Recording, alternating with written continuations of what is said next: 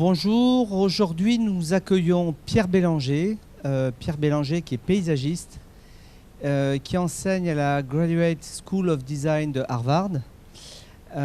Il appartient à cette famille, à ce mouvement que l'on appelle le landscape urbanism, qui ambitionne d'explorer une discipline nouvelle qui serait au croisement de l'urbanisme, du paysage, et qui accorde une importance considérable et fondamentale à la question des infrastructures, en prenant en compte aussi très profondément les questions de crise environnementale. Voilà. Donc, vous comprenez pourquoi l'école d'architecture de la ville et des territoires souhaitait inviter depuis un certain temps déjà Pierre Bélanger. Il est à l'école pour 2 jours. Il est donc aujourd'hui, il donne cette conférence aujourd'hui qui concerne le DSA d'architecture urbaniste, le DPEA architecture post-carbone au sein d'une semaine animée par Sébastien Marot ici présent. Également les 3e années de mon cours d'histoire et théorie des infrastructures, et puis aussi toutes les personnes, tous les étudiants de l'école intéressés. Cet après-midi, il sera justement au DSA avec le DPEA pour continuer à débattre des questions qu'il va introduire lors de la conférence. Donc ceux qui sont intéressés, disponibles, peuvent tout à fait venir. Et demain, il participera au séminaire de recherche que pilote Loïse Laine de 11h à 13h. Voilà. Donc vous aurez l'occasion de le voir dans l'école durant ces 2 jours. Est-ce que, Sébastien, tu veux dire un mot? Voilà. Voilà. Ouais. Je t'ai rencontré à Toronto, je me souviens, il y a environ en 2002 ou 2003. À la Villette, on s'était vu? Possible. Et puis on s'était retrouvés il y a 5-6 ans à Harvard, quand tu es arrivé là-bas. Ben voilà, moi je suis ravi qu'il soit là. Et j'ai hâte de l'écouter. C'est à toi. Je crois que tu as un micro. Ouais, j'ai hâte aussi de l'écouter. Est-ce qu'on a du son?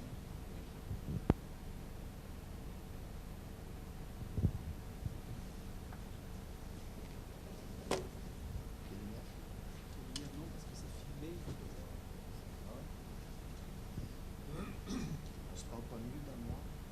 Non?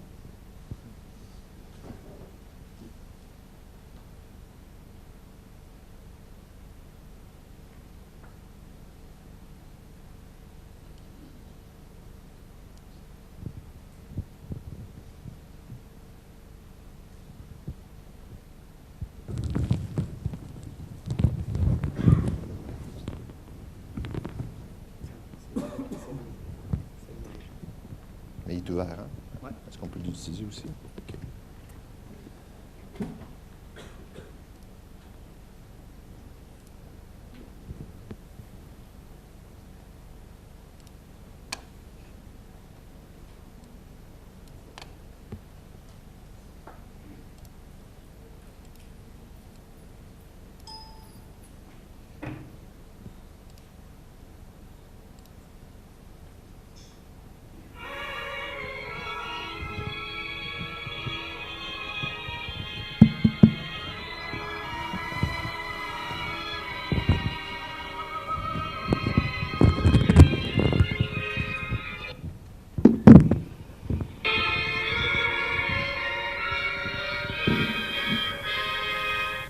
Landscape is more than just what we see when we look out the car window on a road trip. It's a place, almost like a stage where human and social struggles are acted out. And it's also a slate, a record that holds the marks made by human beings. Historians, geographers, and fans of weird roadside attractions are starting to read these marks on the landscape the same way you might read a film or a newspaper. I think landscape fits right into the idea of a secret century, because the landscape is the greatest hidden character, the ghost runner of our time. The history of this century is reflected so many ways in our landscape.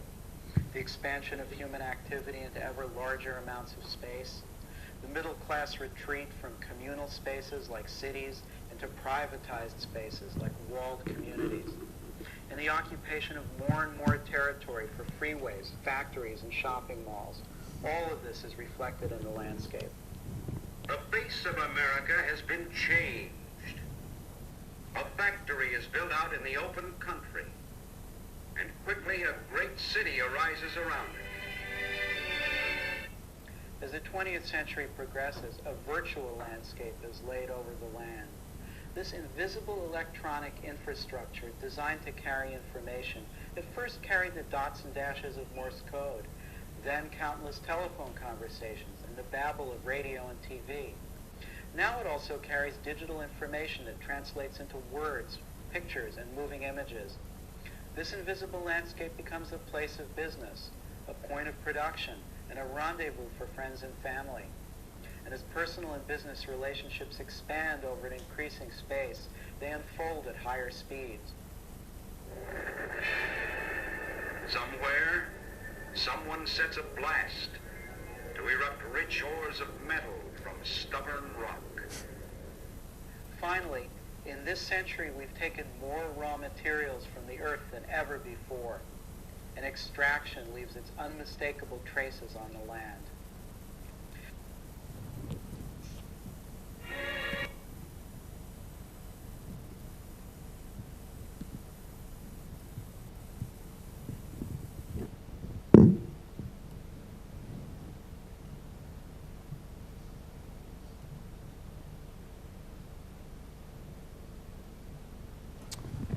Donc, ce que j'aimerais faire, merci beaucoup, Éric, Sébastien. Ce que j'aimerais faire cet après-midi, c'est tout simplement, je vous demande une chose, de tout simplement oublier qu'est-ce que vous pensez de l'architecture de paysage. Et j'aimerais peut-être établir un point de discussion et un point de réorientation envers l'idée, une certaine idée du paysage et en même temps une certaine idée du territoire qui vraiment débute dans les années 90. Et moi, ça m'intéresse beaucoup parce que je crois qu'on est dans une période révolutionnaire, une période qu'on pourrait dire même un nouvel Moyen-Âge dans lequel on se trouve aujourd'hui. C'est un âge et un processus de déterritorialisation, c'est un nouvel ère. Et j'en suis convaincu parce que vous êtes nés dans cette ère. Il y en a combien de vous qui sont nés entre les années 88 et 95?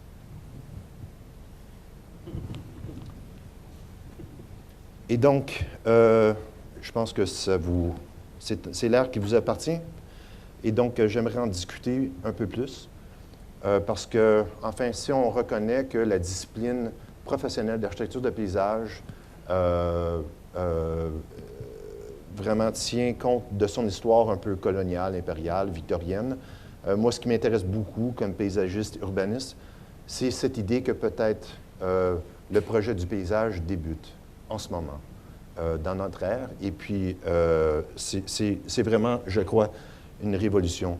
Et donc, je crois que ça va être important pour la discussion aussi de faire attention à cette relation étymologique, épistémologique entre pays, paysage, qui est très, très différente de cette vue anglophone, anglaise, victorienne, qui maintient que le paysage appartient à l'ère pittoresque. Donc, il faut suspendre ces idées-là et peut-être on pourrait les poursuivre plus tard. Évidemment, je vais faire référence à un document, l'architecture d'aujourd'hui, des années 1980-81, qui était nommé Une certaine idée du paysage et qui présentait des points de vue de Vittorio Griotti, Michel Courajou, etc.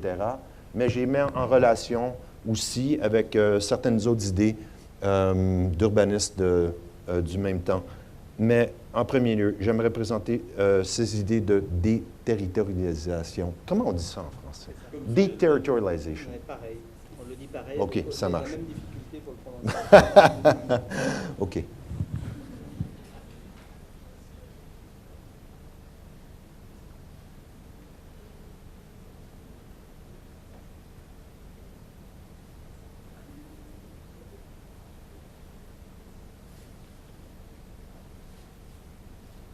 À cette vitesse-là, on va finir à temps. Voilà. Ouais.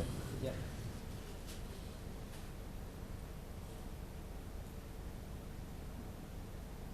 Écoutez, c'est des images que je recueille depuis quelque temps pour tout simplement parler du fait qu'on est dans cette ère entre les années 86, 87 jusqu'à 94, 95. Moi, ça m'intéresse beaucoup, tout simplement parce qu'il y a des genres de points saillants, des points de transformation, et j'en nomme 3, et je vais en faire référence de plus en plus, parce que c'est là qu'on voit une transformation de toutes les idées qu'on rattache, on relie à la notion de permanence. Donc, les régimes politiques comme étant permanents, des régimes technologiques comme étant permanents, des régimes techniques comme étant permanents. Et donc, si on prend en 1986, enfin, le désastre de l'usine nucléaire à Tchernobyl, on voit immédiatement l'idée de l'ère technologique comme étant permanent et tout simplement, on voit que ça se démantle. En 89, avec le mur de Berlin qui s'effondre évidemment de façon politique, et en même temps, en 94, le régime d'apartheid en Afrique du Sud. Et donc, dans cette ère, évidemment, il y en a plus que ça, dans cette ère, il y a beaucoup de changements. Et puis, le fait qu'on est né dans cette ère-là, c'est un point où que tout genre de régime, tout genre de structures qui sont en place, politiques, technologiques, peuvent en fait être démantelées. Et c'est complètement différent des siècles précédents. Et c'est pour ça que je dirais peut-être que c'est une transformation révolutionnaire, parce que ça fait peut-être 3 siècles, peut-être même 8 siècles qu'on n'a pas vu de changement comme ça. Et évidemment, la question de paysage, c'est une question de territoire, mais c'est pas un contact direct, cette relation entre pays, paysage et territoire. Et la façon que j'aimerais les mettre ensemble, et pourquoi je pense que ça vous concerne, parce qu'au milieu, entre paysage et territoire, on a l'idée du pouvoir. Et de quelle façon, une des questions centrales qu'on devrait se poser comme paysagiste, urbaniste, c'est de quelle façon on peut adopter, comprendre qu'en fait, travailler avec les systèmes vivants, les systèmes organiques, qu'on pourrait dire alive or living systems, sont en fait une force. Et moi, ce qui me concerne plus que la forme, c'est les flux et les forces. Qu'on travaille avec des arbres, des bactéries, des sols, de la topographie, c'est des systèmes vivants. C'est des systèmes organiques. C'est des systèmes peut-être doux, souples, faibles, mais en même temps très, très forts. Claude Rabastin est très, très important dans cette discussion parce que c'est en fait la façon qu'on adopte une compréhension du territoire qu'on fait, le travail qu'on fait peut devenir politique et économique. Un texte pour une géographie du pouvoir qui n'a pas été traduit encore. Et ce que je trouve intéressant dans dans cette ère entre les années 80 et 90, Mark Wigley, qui était le doyen de l'Université Columbia, discutait de cette ère de déterritorialisation, mais en même temps connaissait et comprenait l'importance d'un discours sur la déconstruction, le deconstructivism. Mais voyez-vous, c'est drôle, parce que les Américains font toujours la faute de mal comprendre que la philosophie française spatiale, c'est pas la même chose que de la théorie spatiale américaine. Et voyez-vous, c'est vraiment les erreurs, c'est des erreurs intellectuelles qui se font depuis, je dirais, les années 50, 60, dans l'après-guerre, où cette idée de philosophie française, qui est très, très importante parce qu'elle est reliée à la géographie, à des ontologies paysagères, et ils font mal le transfert dans les théories spatiales, architecturales américaines. Et ce qui est intéressant, par contre, il y a une exception avec le travail de Mark Wigley, qui associe cette notion de déconstruction des structures en place avec le territoire. Et non pas seulement avec le territoire, mais aussi avec les systèmes de vie. Everything which is living today lives through deconstruction, in as much as deconstruction is survival. Tout ce qu'il y a dans la vie survit par la déconstruction, même que la déconstruction, c'est la survie elle-même. Je dirais que c'est son livre sur Derrida, Derrida's Hunt, qui est important à voir. Et j'aimerais tout simplement aussi mettre en relation, enfin, c'était une édition de l'architecture d'aujourd'hui, de 1981, et je m'excuse si je m'apparais comme étant un peu old school, mais cette idée du paysage qui est mis en relation, non pas avec le pittoresque, mais avec l'idée du territoire, une certaine idée du territoire, comme étant un peu une thèse, une question, elle était importante. Et j'aimerais tout simplement porter attention au texte de Vittorio Grigotti. Et enfin, il y a beaucoup d'exemples dans cette édition de projet, mais un des paysages, enfin, que je trouve qui m'est le préféré, le travail de Jacques Simon. Parce qu'on va parler d'équipement collectif, l'infrastructure comme équipement urbain, et je crois que Jacques Simon en est un des genres de paysagistes avant-gardistes. Donc, si je pourrais tout simplement, dans le background de cette diapo, j'aimerais tout simplement réciter un passage de Vittorio Grigotti. Enfin, c'est sur cette idée, une idée du territoire. Afin d'étudier les possibilités d'une analyse formelle anthropologique et géographique du paysage, nous allons laisser de côté toute prétention d'ordre théorique pour aborder les différents problèmes liés à l'approche multidimensionnelle de l'environnement par l'architecte, lequel imprime son esthétique aussi bien à l'artefact qu'au milieu naturel antérieur à l'homme.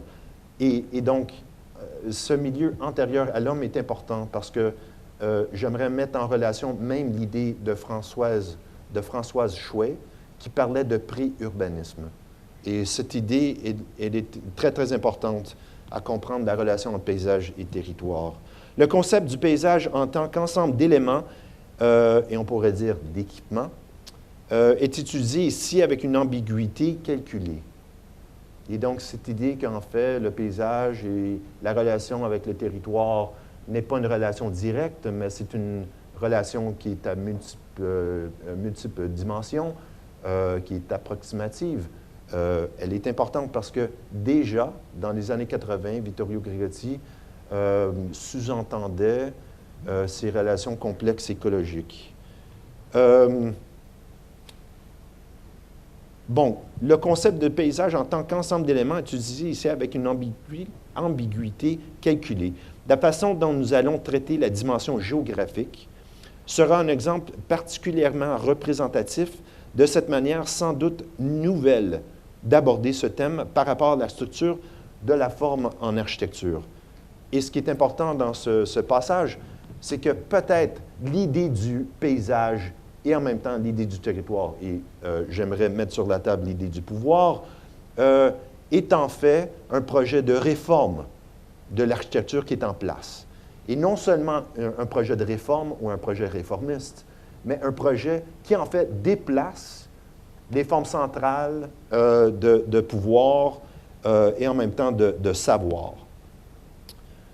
Cette démarche n'est pas exclusive. Tout au contraire, elle vise à définir des méthodologies et des approches formelles adaptées aux différentes échelles. Et donc, pour moi, cette idée que cette vue, en premier lieu, télescopique, qui est entretenue par le filtre du paysage sur le territoire, en un temps très important. Et puis, j'aimerais la retenir comme étant cette vue télescopique est très importante pour voir à certaines échelles. Et c'est un travail qui nous reste à faire en tant que stratégie, en tant que paysagiste, qui est très, très important, parce que le travail territorial adresse et reflète différentes échelles. Mais d'un autre côté, la deuxième partie, c'est de retenir que ce n'est pas juste des échelles spatiales, non seulement des échelles, on pourrait dire, architecturales, mais je dirais aussi des échelles temporelles. Parce que c'est les échelles temporelles, l'échelle du temps, qui se relient au système organique, les systèmes vivants.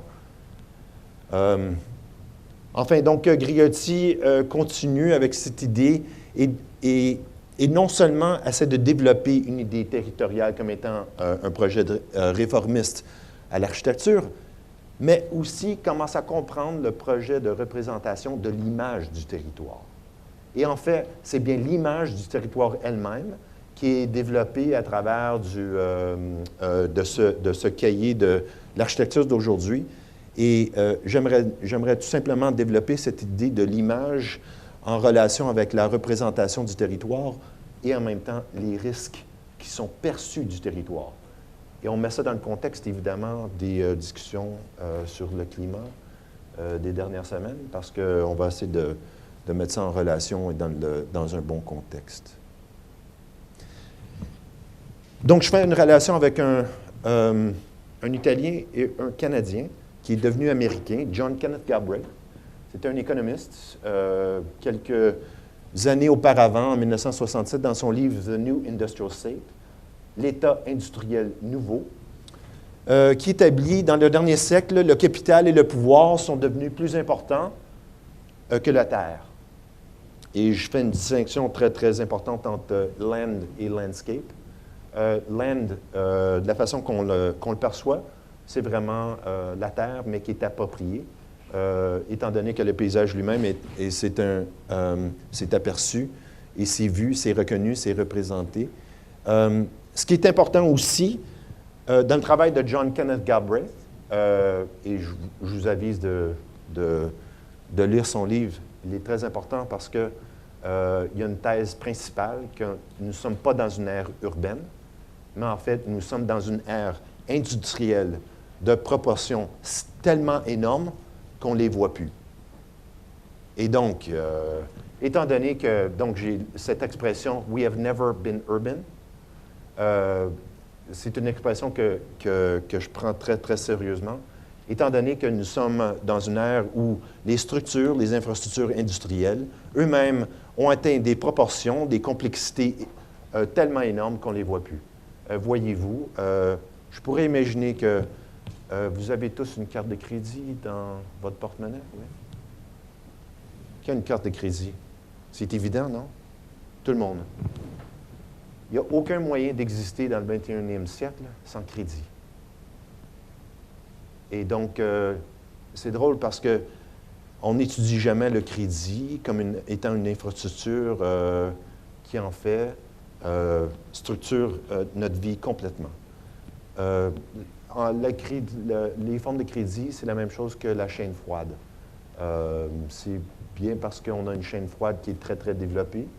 Le processus de réfrigération qui fait en quoi que vous pouvez être assis en ce moment, vous reposer, qu'on se parle, parce qu'on n'a pas besoin, évidemment, de chasser. Mais c'est drôle parce que, du point de vue de l'architecture, il n'y a personne qui écrit sur l'infrastructure du crédit ou l'infrastructure de la réfrigération en relation avec l'urbanisme. Et je trouve ça un peu drôle dans notre domaine. Et donc, écoutez, si vous avez des questions, ne vous gênez pas. Donc, si on pourrait mettre en relation ces textes durant cette ère entre 86-87 avec Chernobyl, le mur de Berlin et puis la fin de l'apartheid, il y a des textes qui sont quand même assez importants. Et donc, vous savez c'est quel? Ah, voilà. Donc, il y a des textes qui sont très, très importants pour nous d'établir, des textes de référence. Parce que durant cette ère, nous avons le travail de Sanford Quinter, peut-être vous le connaissez, Soft Systems. C'est un texte qui a rédigé en 92, en 93, et puis depuis ce temps-là, depuis 20 ans, il travaille toujours sur le même texte. Ce texte est important parce qu'on pourrait le traduire comme étant système souple. Soft, ce n'est pas un mot qui est très, très facile à traduire. Parce que, voyez-vous, l'importance que j'attribue au travail de Sanford Quinter est important parce que je dirais que c'est le seul Américain, mais il est Canadien, pas vraiment Américain, mais qu'il comprenait l'importance des systèmes organiques, des systèmes vivants mais en même temps, il comprenait les questions du territoire. Pourquoi? Parce qu'il avait bien étudié avec Gilles Deleuze et Félix Guattari à Paris, en France. Il comprenait qu'en fait, lorsqu'on parlait de systèmes souples, comme par exemple dans le texte 1000 plateaux, en fait, on faisait référence à des soft systems. C'était des, on pourrait dire même des systèmes, je dirais peut-être la meilleure traduction, ça serait système faible. Et donc, je me relie à cette idée de faiblesse. Je fais référence un peu au travail de Gianni Vattimo, qui avait écrit le texte « Il pensiero diablo », la pensée faible. Et c'est cette faiblesse que j'aime beaucoup développer, comme le travail des paysagistes, parce que les systèmes avec lesquels on travaille, les plantes, les sols, les eaux, sont en fait des systèmes mous, flux, que je dirais que c'est dans leur faiblesse qu'on retrouve leur pouvoir. Donc, on a Sanford Quinter. De nos côtés, Ulrich Beck, le texte qui avait traduit des années 80, c'est la première fois qu'il avait été traduit en anglais, Risk Society, la société du risque. Le travail de James Corner, le paysagiste, entre 90 et 93, il écrit des textes théoriques, il déforme des arguments sur l'agence du paysage et de la cartographie. Et je dirais que c'est intéressant qu'aujourd'hui, même 20 ans plus tard, plus que 20 ans plus tard, il en discute même aujourd'hui. En fait, est-ce qu'il a déjà présenté ici à Marne? Très longtemps. Ce qui est quand même assez intéressant, c'est qu'aujourd'hui, lorsqu'il présente son travail, il présente en fait les mots qu'il a écrits il y a 20 ans. Et c'est intéressant d'avoir des idées qui collent. Moi, ça m'intéresse beaucoup. Et je dirais tout simplement que c'est des idées qui sont avant leur temps. C'est vraiment des avant-gardistes. Stuart Kauffman, le biologiste théorique The Origins of Order, il parle d'émergence. Et cette idée d'émergence est très, très importante lorsqu'on parle du paysage et des systèmes organiques. Deux autres personnes que j'aimerais mentionner. Rosalind Williams, Cultural Origins and Environmental Implications of Large Technological Systems. Origine culturelle et les effets environnementaux des systèmes technologiques très larges. Rosalind Williams, elle est intéressante pour la raison suivante. Elle est historienne technologique, elle est toujours vivante, à MIT, elle a une soixantaine d'années. Elle a écrit plusieurs livres. Un des plus intéressants était « Retooling, a Historian Confronts Technological Change ». Mais ce qui est intéressant, c'est qu'en 1993, elle écrit un texte, celui-ci, et il y a un genre de passage qui, enfin, je vais essayer de le traduire. Le passage, c'est le suivant. Lorsque l'ingénierie atteint une échelle, une proportion géographique, territoriale, elle commence à ressembler à l'architecture de paysage et la planification urbaine. C'est drôle parce que, et vous comprenez le passage, lorsque l'ingénierie et puis le travail des ingénieurs atteint une proportion, une magnitude, une échelle territoriale et géographique, ces pratiques commencent à ressembler aux pratiques de l'architecture de paysage et de la planification urbaine. C'est drôle parce que c'était une historienne dans le domaine de la science et de la technologie. Elle avait rien à faire avec les disciplines d'architecture de paysage et de la planification. Elle n'était pas urbaniste. C'était plutôt une genre de théoricienne, historienne de la technologie à MIT. C'est une grosse université technologique. Et donc, je l'ai rencontrée, on s'est parlé, et c'était dans l'après-ère de Ian McHarg et certains paysagistes qu'elle avait rencontrés, qu'elle commençait à comprendre qu'il y avait des genres de pratiques un peu plus nuancées, plus complexes que le travail des ingénieurs qui adressaient les complexités des systèmes technologiques. Mais c'est drôle parce que ça fait plus que 20 ans qu'elle a dit ça, et puis il n'y a aucun paysagiste, aucun urbaniste qui cite le travail de Rosalind Williams. Elle est vraiment, je dirais, superbe. Je vais mettre le texte de Keller Easterling. Est-ce qu'elle a présenté ici à Marne? Vous la connaissez un peu, Keller Easterling?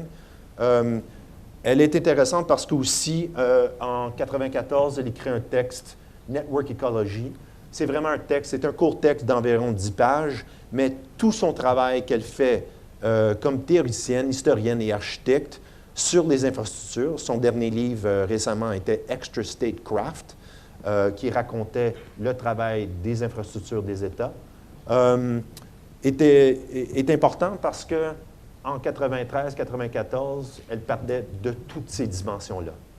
Et en fait, lorsqu'elle était à l'Université de Columbia, à New York, enfin, ses idées étaient tellement avant-gardistes qu'elle a été obligée de partir de l'école. Donc, son contrat n'a pas été renouvelé en 1994 par le doyen que je crois que vous le connaissez, Bernard Tchoumi, vous le connaissez?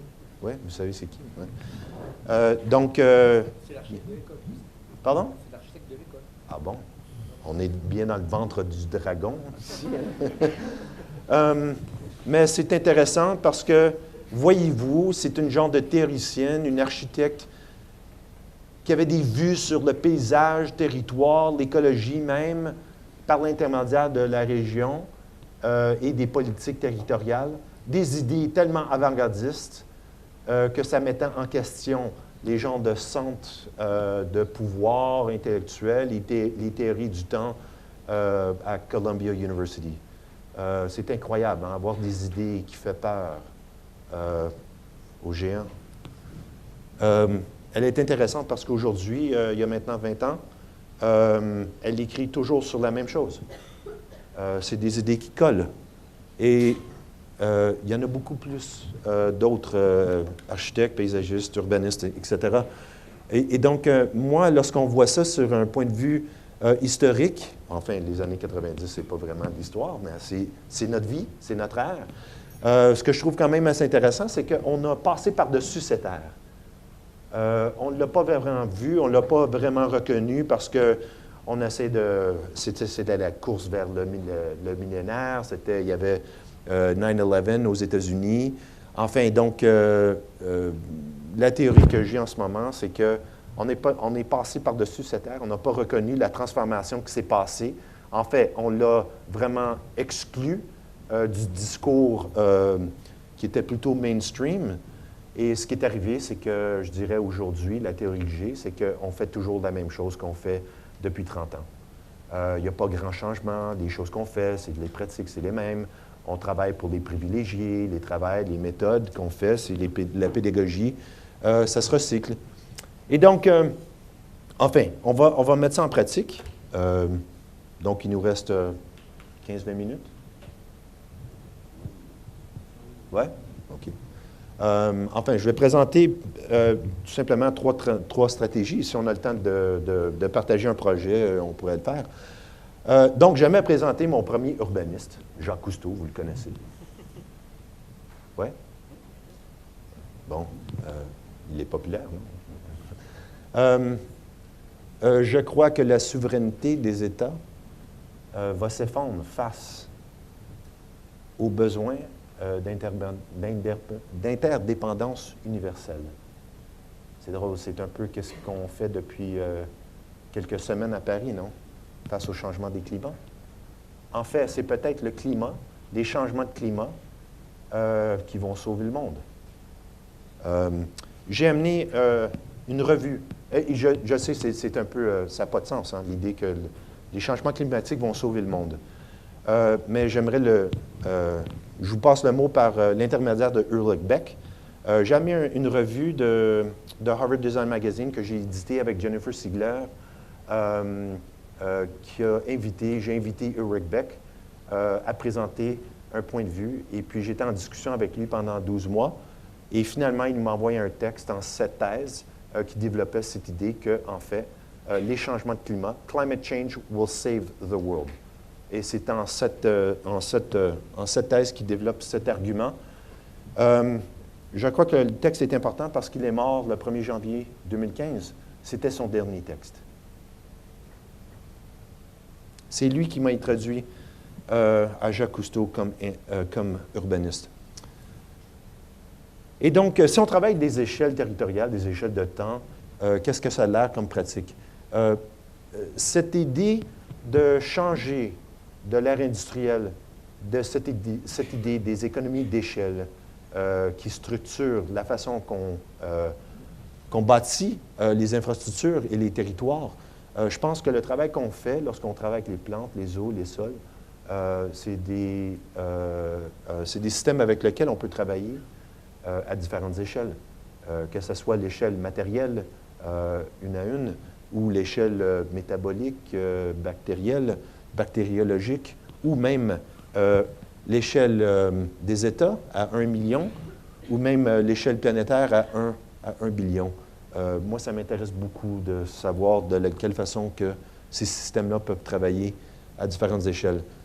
Deuxièmement, on pourrait dire aussi, comme stratégie, que c'est bien la synchronisation des flux où notre travail peut se développer dans le futur.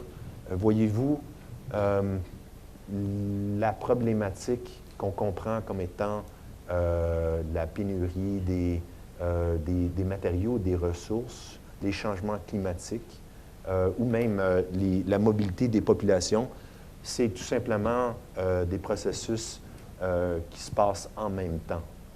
Et ce qui est quand même assez important dans le travail des paysagistes, lorsqu'on travaille avec les surfaces, les sols, la topographie, les mobilités, les vitesses, les cycles, ce qu'on fait, c'est qu'on transforme, on aménage des flux dans différents temps. Et donc, l'idée que l'aménagement pourrait être un processus de synchronisation comme stratégie, ça m'intéresse beaucoup. Voyez-vous, dans le background, c'est une coupe. C'est un genre de diagramme explicatif pour tout simplement parler de l'urbanisme, parce que l'urbanisme, dans l'ère de l'Anthropocène, on la présente par la vue du haut, on la présente en plan, on la présente par les villes. Moi, ce qui m'intéresse, c'est de tout simplement la vue latérale en coupe et de comprendre qu'en fait, l'urbanisation, ça commence à moins 10 000 mètres sous terre, une urbanisation souterraine. Elle est reliée à la surface. 80% de la population au monde vit entre l'altitude du niveau de la mer jusqu'à 300 mètres d'altitude. Mais voyez-vous, l'urbanisation ne s'est jamais présentée en coupe. Et en même temps, l'urbanisation s'étend jusqu'à 30 000 km en altitude avec les orbites des satellites. Donc, dernièrement, si on a le temps, je pourrais présenter le travail. C'est un projet qui fait référence à l'État et les territoires en Haïti. J'aimerais tout simplement présenter la façon que, en fait, cette idée du paysage et du territoire fait repenser la certitude dans laquelle on travaille par l'idée du risque. Voyez-vous, les changements climatiques sont caractérisés comme étant une problématique. Et cette idée de la problématique, on la recycle à toutes les générations, à toutes les décennies, à tous les siècles, que ce soit par le Club de Rome ou que ce soit par le travail de Thomas Malthus avec les idées de la pénurie des ressources. Voyez-vous, je pense qu'on commet une genre d'erreur intellectuelle lorsqu'on fait face à ce qu'on considère comme étant des problèmes. Et j'aime beaucoup les deux images. Je les explique. Est-ce qu'on a quelques minutes pour les expliquer? Ces deux images qui m'importent beaucoup. L'image de droite m'avait été donnée par un collègue avec qui on travaille avec la Banque mondiale depuis quelques années. C'est un agronome, c'est un directeur de projet, un genre de bureaucrate qui travaille avec la Banque mondiale. Vous savez, ceux qui ont les pantalons beige et puis la chemise bleue avec les boutons et puis ils ont le genre de bédaine. Ils ont toutes l'air la même chose, hein, ceux qui travaillent, les gens de... Et c'est une coïncidence, mais il y en a beaucoup qui sont français. Mais ce qui est important, c'est qu'après 2-3 ans, on a vu que le technocrate commençait à ouvrir son ordinateur pour nous montrer les photos qu'il prenait depuis 20 ans. Et puis, il nous a montré cette photo. C'est l'arrière d'un autobus régional en Haïti. Et ce travail-là est important pour moi si on a la chance de le présenter. C'est la première fois que je présente la diapo sans besoin de la traduire. Mais c'est incroyable, hein, cette idée qu'on repense qu'est-ce qui est le risque. Enfin, le risque, on l'associe beaucoup avec qu'est-ce qu'on considère comme étant catastrophique, comme étant le changement de climat. Mais voyez-vous, d'un côté, le changement de climat et le processus de la chaleur urbaine qui est créée par cette ère industrielle, c'est important à reconnaître que c'est peut-être un processus de tropicalisation. C'est tout simplement un processus qu'en fait la région de l'équateur a grandi. Et je crois qu'est-ce qu'on a peur en ce moment avec cet agrandissement tropical, c'est en fait, ça transforme les structures de pouvoir qui sont en place. On n'a vraiment aucune idée qu'est-ce que ça a l'air d'une économie tropicale. En fait, Jeffrey Sachs, un des économistes les plus importants au monde, a même condamné les économies tropicales comme étant sous-développées. Ils ont un excellent texte qui s'appelle Tropical Underdevelopment. Et j'aime beaucoup ce texte parce que, enfin, ça commet toutes les erreurs qu'on peut repenser, mais peut-être ça propose aussi l'idée du sous-développement.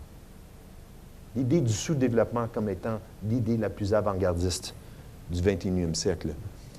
Risquer ses vivres, qui ne risque rien, n'a rien, ne vaut rien et n'est rien. Et voyez-vous, peut-être avec la réduction des risques et peut-être avec la problématisation des changements climatiques comme étant catastrophiques, peut-être c'est tout simplement des points de vue, des perceptions qui sont imposées par des systèmes industriels, financiers, qui se mettent à l'avantage et au profit, évidemment, de cette ère, de ce point de vue catastrophique sur l'environnement. De l'autre côté, c'est une peinture ça a l'air d'une peinture, mais c'est une carte. C'est une carte très, très précise d'un ouragan qui s'est passé en Haïti en 1989. C'est une peinture de Villers-Rigaud, un peintre haïtien. Et il y a beaucoup de choses à dire sur cette carte.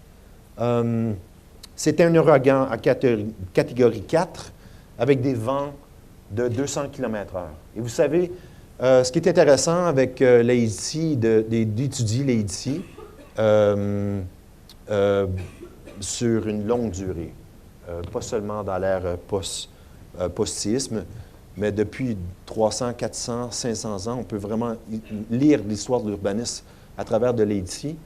Vous savez, c'est les coconut trees, les arbres de... Cocotier. Oui, des cocotiers, c'est ça. C'est drôle parce qu'en anglais, on appelle coconut tree, mais ce n'est pas des arbres. En fait, parce qu'il n'y a pas de bois dans les cocotiers. En fait, c'est un peu comme on prend du papier, on le roule ensemble, et puis c'est très, très dur, mais c'est très, très flexible.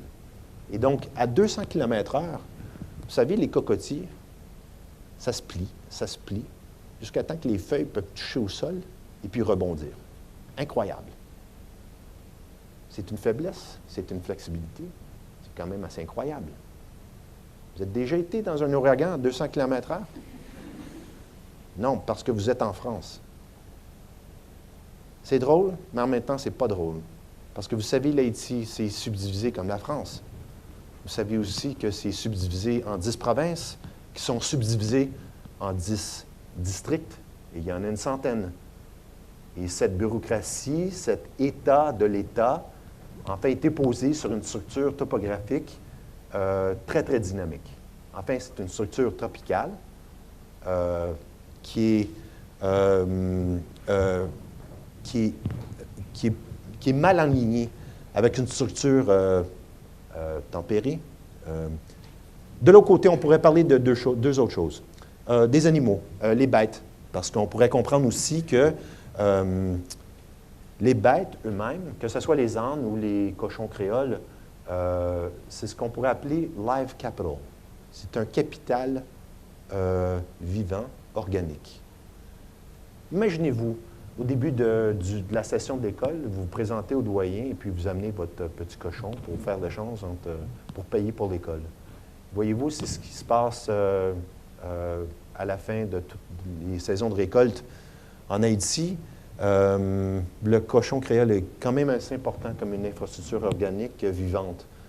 Mais voyez-vous, le CIA, en 1987, a éradiqué 800 000 des cochons par peur d'une fièvre qui se propageait à travers des Caraïbes. Et par ce résultat-là, beaucoup de monde qui était dans les régions agricoles était forcé de vivre dans des villes. Et une des plus grandes, Port-au-Prince, évidemment, c'était plutôt un camp de concentration par l'intermédiaire de la transformation radicale de l'agriculture qui se passait en Haïti. Évidemment, l'Haïti, c'est intéressant parce qu'ils ont 3 à 4 récoltes par saison tropicale. C'est pour ça que c'était le centre du monde dans la distribution du sucre ou du café. Et ce qui est intéressant, c'est que ça pourrait l'être aujourd'hui. C'est tout simplement à cause des politiques américaines économiques qui ne le permettent pas. La troisième chose que j'aimerais mentionner, c'est que si on veut savoir comment bâtir une ville sans structure, la meilleure chose, c'est d'aller visiter Port-au-Prince. Rebar, ça se dit comment?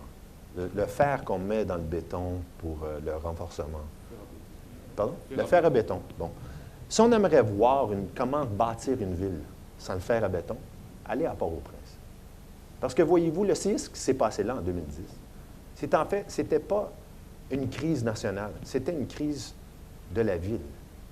Voyez-vous, les Haïtiens veulent tellement être en contact avec une culture globale qu'ils sont même dans l'idée de construire à l'image de la ville urbaine, de la ville globale elle-même. Ils l'ont fait sans fer à béton. C'est pour ça le séisme, ce qui est arrivé, c'est que ça s'est écroulé à cause de ces pratiques-là. Ils voulaient tout simplement construire une ville dans l'image du globe. Mais ce qui est drôle, c'est que ce qu'on a fait avec le travail qu'on a durant les 5 dernières années, on a fait un travail pour reconnaître et comprendre les structures agricoles, agronomes, comme étant l'urbanisme par excellence en Haïti. Et donc, je voudrais tout simplement refléter sur cette dimension de l'échelle du temps comme étant une qui peuvent réformer cette idée du risque elle-même. Et puis, ça nous fait repenser quelle est en fait la problématique en ce moment. Je dirais aujourd'hui, je termine avec 2-3 diapos et puis on pourrait discuter ou passer à la prochaine session. Que peut-être ce qu'on devrait comprendre en ce moment, c'est que du côté de l'érosion des côtes, peut-être ce n'est pas un problème d'érosion, c'est un problème de sédimentation. Voyez-vous, avec les structures qu'on impose sur les côtes, c'est un manque de sable pour s'accumuler sur les côtes. Le niveau de la mer a toujours changé. Il accélère, oui, mais ce qui nous manque, c'est les mouvements des sables. Donc, j'ai parlé de la tropicalisation comme étant notre futur. Et c'est drôle parce que je pense que c'est seulement de l'Architectural Association qui ont porté vraiment attention aux études tropicales et de l'urbanisation tropicale elle-même. Et au point de vue de la décentralisation au monde, c'est important de comprendre qu'en fait, la décentralisation qui se passe au monde aujourd'hui, c'est une décentralisation littorale qui se passe à travers des côtes dans des estuaires. Et donc, je vais peut-être finir avec, enfin, deux idées. Peut-être c'est même aujourd'hui qu'on devrait mettre en question, c'est peut-être même l'idée de l'État qui est le risque territorial. Et je dirais peut-être qu'une erreur intellectuelle qu'on commet en ce moment, on vient juste de la commettre ici à Paris, étant donné que c'était des nations qui s'unissaient pour discuter entre eux des solutions. Et voyez-vous, dans les boîtes politiques nationales, on exclut beaucoup d'autres choses, beaucoup d'autres externalités, beaucoup d'autres nuances et complexes qui sont en fait, on pourrait dire, extraterritoriales. Et puis, je me demande beaucoup aujourd'hui si en fait On pourrait mettre, c'est pas seulement la France, je dirais même peut-être chaque pays au monde, on pourrait dire que c'est même peut-être l'idée de l'État elle-même qu'on devrait repenser. C'est l'État politique qui dirige la vue du territoire en ce moment. Et en contreposition, on pourrait établir qu'en fait, les systèmes ressources organiques, les systèmes hydrologiques par lesquels le fil du paysage nous permet de les voir et d'en intervenir, nous donne une certaine stratégie pour aller de l'avant. Mais je dirais, peut-être pour vous, vous êtes tous architectes, c'est ça? Vous êtes paysagiste ou architecte? Un mélange. En tant qu'urbanisme ou urbaniste, je dirais peut-être qu'on faut qu'on repense le centre d'attention qu'on porte aux villes eux-mêmes, étant donné qu'on voit l'urbanisme par l'intermédiaire de la ville. Et c'est la faute de qui? Ça pourrait être la faute de Manuel Castells, qui parlait de l'urbanisme comme étant les villes. Ça pourrait être la faute de Lewis Mumford, de City and History, qui parlait d'un temps de l'urbanisation, mais confondait l'idée de l'urbanisation avec la ville. Et je dirais que si on développe une certaine idée, une nouvelle idée du territoire elle-même, elle nous mène à l'idée du paysage. Et en même temps, je dirais que c'est l'idée du paysage qui est la confrontation politique à l'État elle-même. Je dirais peut-être, il y a peut-être une dernière référence que je pourrais faire au travail d'une autre personne un peu old school, André Gortz, économiste, on pourrait dire aussi même peut-être philosophe, un philosophe économique qui a écrit le livre « Écologie et politique ». C'était au début des années 80. Ça a pris environ une dizaine d'années pour le traduire en anglais au début des années 90. Mais la traduction était imparfaite et quand même assez intéressante. Le livre qui était intitulé « Écologie et politique » par André Gortz, qui avait établi cette thèse dans sa conclusion, portait cette idée qu'il y avait un genre de rattaché à un corpus, un corps politique, on devrait penser à un corpus, un corps écologique. Et j'aime beaucoup cette idée de body politic en relation avec body ecologic. Et enfin, ce qui est intéressant avec la translation, c'est que le livre intitulé « Écologie et politique » a été traduit en anglais « Ecology as Politics ». Et j'aime beaucoup cette idée parce que c'est là que dans cette translation, qui est quand même assez, très, très intéressante comme étant propositionnelle, c'est que travailler dans l'écologie ou faire du travail écologique, dans toutes ses complexités, de travailler avec les systèmes organiques et vivants, en fait, peut être un travail non seulement politisé, mais en fait, peut être une représentation, une expression de pouvoir. Donc, merci.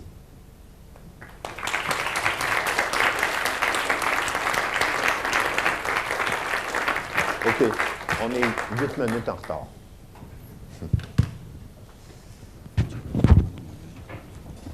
Est-ce qu'il y a des questions? Oui.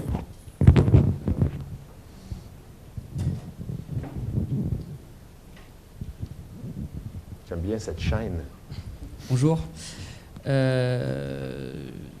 C'est une très belle présentation, je trouve très complète, très référencée. C'est un beau constat. On situe vraiment chaque idée. Par contre, je reste un peu sur ma faim parce que pour moi, c'est qu'un constat. Alors, hormis le fait que vous nous dites en gros qu'il y a une révolution à faire sur effectivement le paysage, peut-être le territoire, la façon de l'imaginer. Mais il faut peut-être glisser vers un travail sur l'écologie, mais je reste un peu sur ma faim dans le sens où qu'est-ce que vous préconisez plus en détail, plus dans un projet, parce qu'effectivement, tous ceux qui sont présents ici dans cet amphi, on est des concepteurs. Et plus en détail, j'aimerais savoir, alors peut-être que c'est le débat qu'on aura juste après en salle du DSA, mais plus précisément, quelles sont vos idées, vos préconisations là-dessus? Écoute, je me retrouve toujours dans un genre de dilemme lorsque je rencontre un nouveau groupe. De quelle façon présenter? est-ce que je présente des projets, des applications, des exemples, des précédents? Ou est-ce que je présente, ou est-ce que c'est peut-être une bonne façon de mettre la table d'une façon différente, peut-être de parler de la politique du paysage. Écoute, je ballotte. À chaque fois, je la présente de façon différente. Mais je la présente de cette façon-là parce que aussi, je crois qu'il y a certaines idées qui se relient aussi à la culture française, l'histoire française, la philosophie française. Ça a besoin d'exemples. J'ai dans l'intention de présenter, si on peut, cet après-midi, d'une dizaine, une quinzaine de minutes, pas une centaine de projets. Je voulais présenter un projet qu'on fait depuis 3 à 5 ans avec la Banque mondiale en Haïti, pas post-séisme, en fait post-séisme, lorsque toutes les NGO, les ONG ont disparu, après qu'il n'y avait plus d'argent, après que les problèmes n'étaient pas résolus. On a été appelé à relever un genre de problème qui avait été établi par le manque de solutions, le manque de stratégie concrète. Et donc, j'aimerais en parler en plus de détails par après.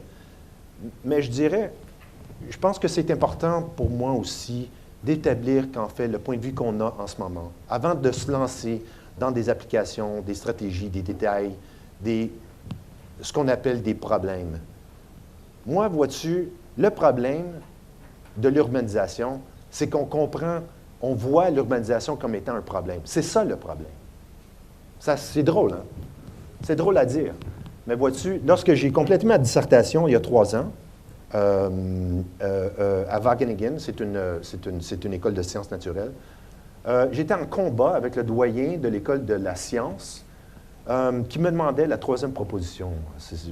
Vous la définissez comment? La 3e proposition, c'était le problème de l'urbanisation. The problem of urbanization is that we consider it a problem. Voyez-vous, le problème avec, et je dirais, ça reflète le problème, je dirais, des urbanistes aujourd'hui, architectes, paysagistes, planificateurs, c'est qu'on met toujours nos projets en relation comme étant des solutions à des problèmes qu'on a établis ou à des problèmes qui sont établis pour nous. Et moi, je considère ça comme étant le problème central. C'est un problème intellectuel, ce n'est pas un problème technologique, ce n'est pas un problème technique. Et en fait, je suis convaincu qu'on a toute la technologie pour résoudre ce qu'on fait en ce moment. On n'a pas besoin, c'est pas un problème technologique en ce moment, le climat. Le problème de l'urbanisation, même les problèmes de mobilité démographique, c'est des problèmes que je dirais intellectuels.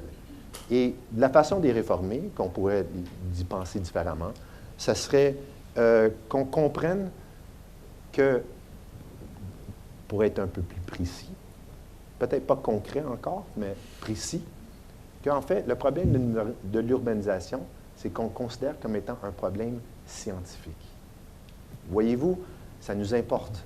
Parce que le modèle de problématisation scientifique, c'est qu'on construit, on isole une situation, on exclut certaines dimensions, certaines dynamiques, certaines nuances, certaines zones grises, qu'on pourrait dire. Des choses qui ne se catégorisent pas facilement. On l'isole, on développe certaines méthodes pour les comprendre, pour les reformuler, et on développe des solutions. Voyez-vous, c'est exactement ça le problème.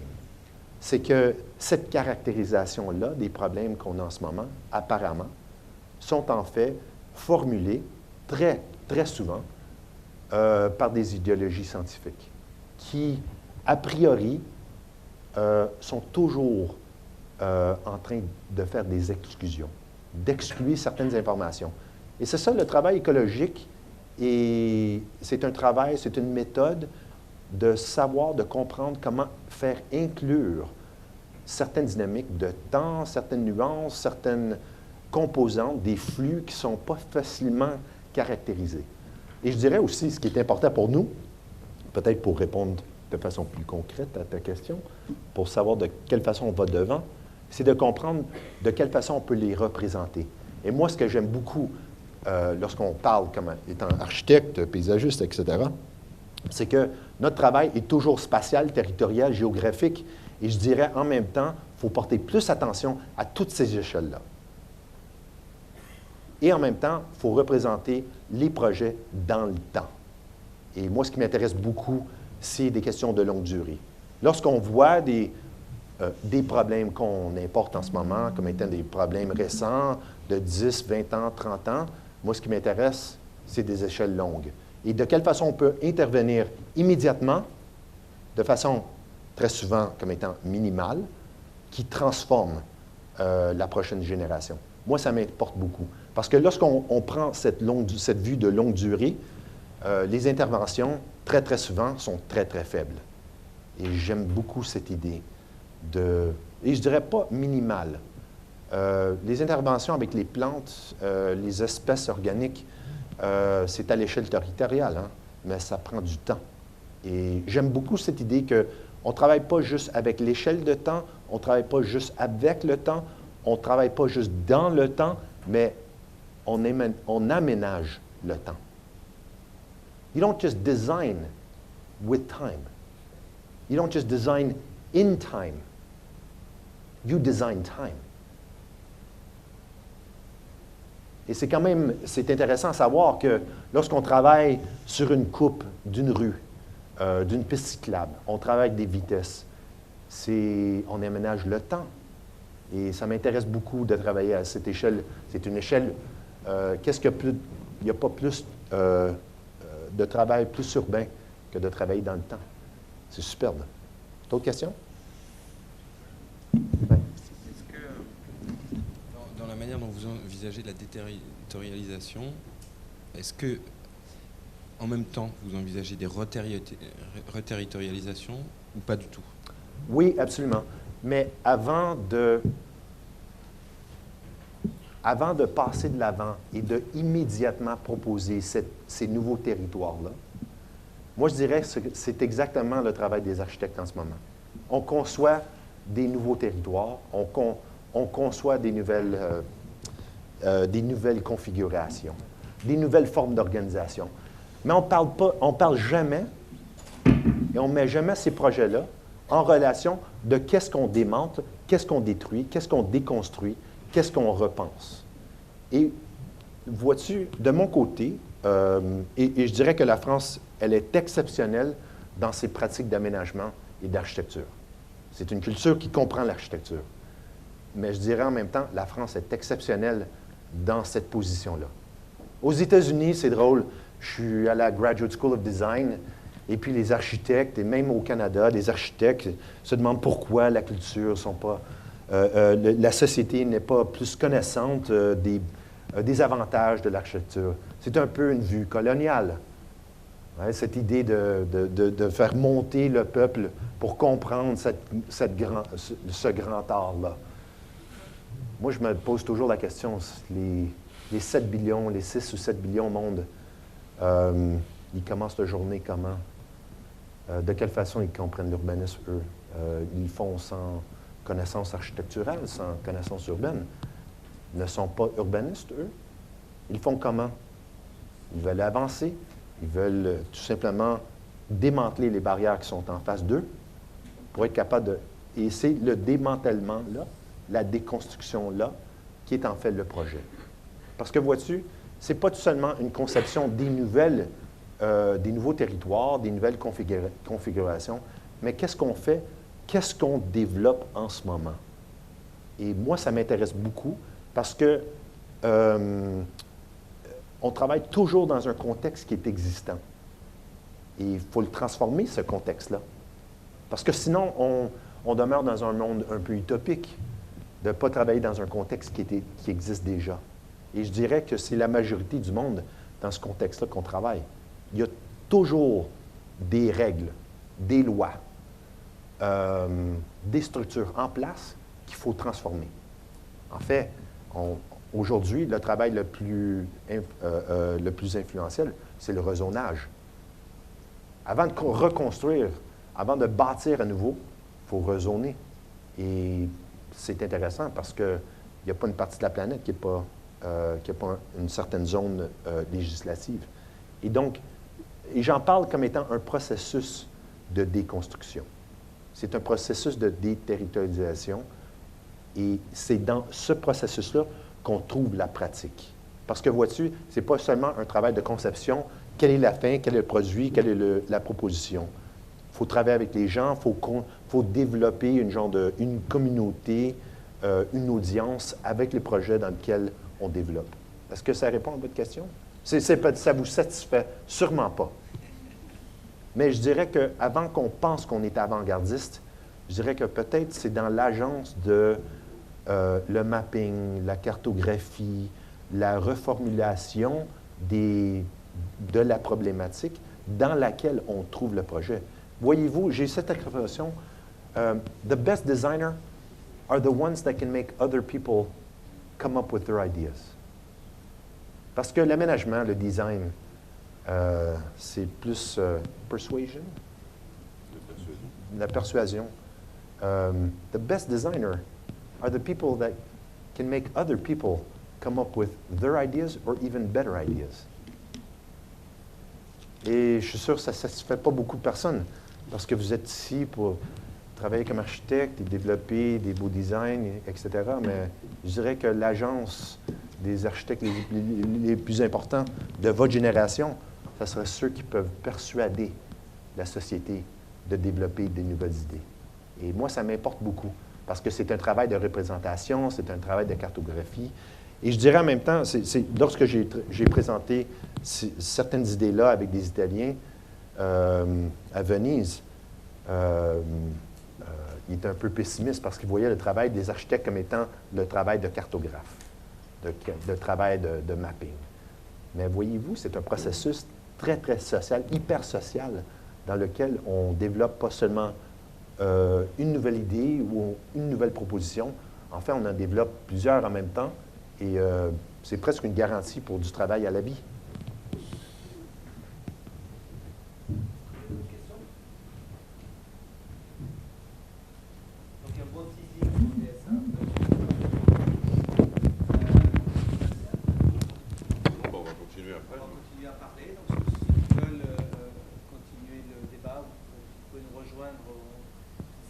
Avec le DPEA, la limite des places disponibles.